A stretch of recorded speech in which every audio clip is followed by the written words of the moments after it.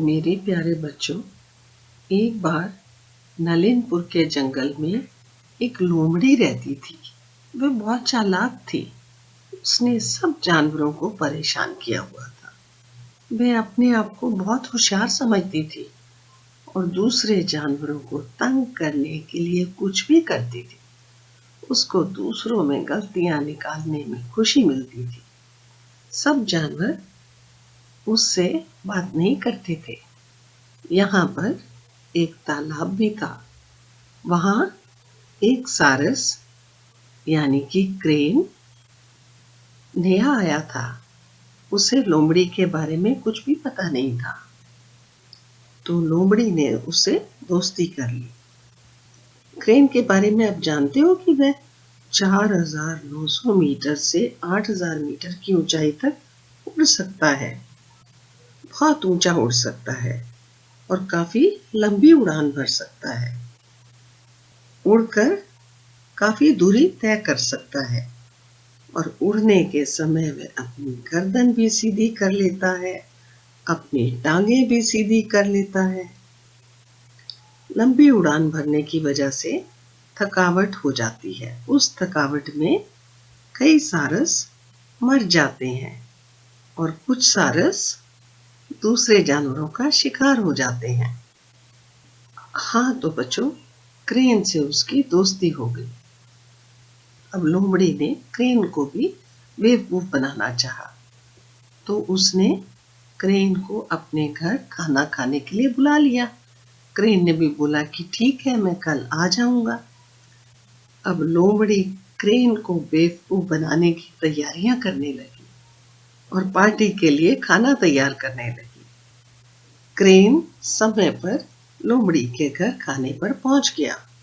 लोमड़ी ने सबसे पहले सूप दिया, फिर बिरयानी, फिर नॉन वेजिटेरियन खाने सर्व किए, सैलेड भी दिया, फिर फल वगैरह भी मेज पर रख दिए। पर जो भी खाना दिया वह प्लेट में दिया। अब बच्चों, एक लंबी चोंच वाले बर्ड के लिए तो बहुत मुश्किल है ना प्लेट से खाना खाना। बेचारे क्रेन ने तो बहुत कोशिश की कि कुछ खाना तो फिर खा ही पाए। लोमड़ी ने क्रेन को अपने बर्तन दिखाए और बोला, ये बर्तन तो ठीक नहीं है, तो ये मेरी मजबूरी है। अब क्रेन के लिए खाना खाना तो बहुत मुश्किल था।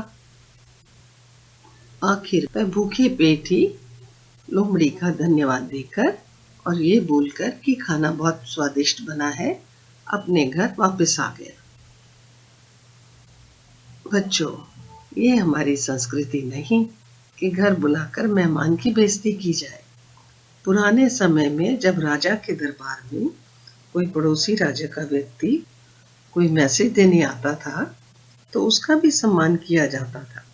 भले ही वह दुश्मन का मैसेज लेकर आया हो, उसकी बेइज्जती नहीं की जाती थी। पर ये तो लोमड़ी थी, वह भी चालाक लोमड़ी।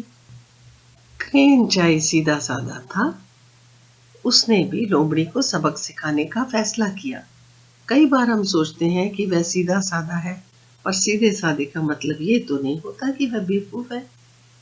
अब क्रेन ने भी लोमड़ी को खाने पर बुलाया, तो लोमड़ी तो पहले से ही क्रेन से मिलना चाहती थी और क्रेन से बुलावा आने पर वह बहुत खुश हो गई। उस दिन का इंतजार करने लगी। वह दिन भी आ गया। लोमड़ी बर्फ से ढके पहाड़ों से कूदती फांदती जंगलों से होती हुई क्रेन के घर पहुंच गई।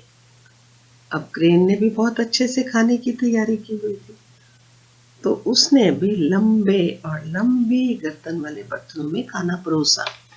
उन बर्तनों में क्रेन की चोंच तो जा सकती थी, पर लोमड़ी का मुंह नहीं जा सकता था। वह खाने को सूंघ सकती थी, खा नहीं सकती थी। क्रेन ने भी अपने सारे बर्तन दिखाए और लोमड़ी को बोला कि मेरे पास तो खाने के लिए यही बर्तन है। ये सब देखकर लोमड़ी को सारी बात समझ में आ गई। उसने आगे से दूसरे जानवरों को तंग ना करने का फैसला किया। बच्चों, हमें दूसरों का मजाक नहीं उड़ाना चाहिए, क्योंकि हर एक में कुछ ना कुछ कमियां हो सकती हैं। कमियों के साथ कुछ अच्छाइयाँ भी होती हैं। हमें उनकी अच्छाइयाँ देखकर उनसे शिक्षा लेनी चाहिए, दूसरों की अच्छी बातें अपना लेनी चाहिए। बच्चों, कैसी लगी कहानी?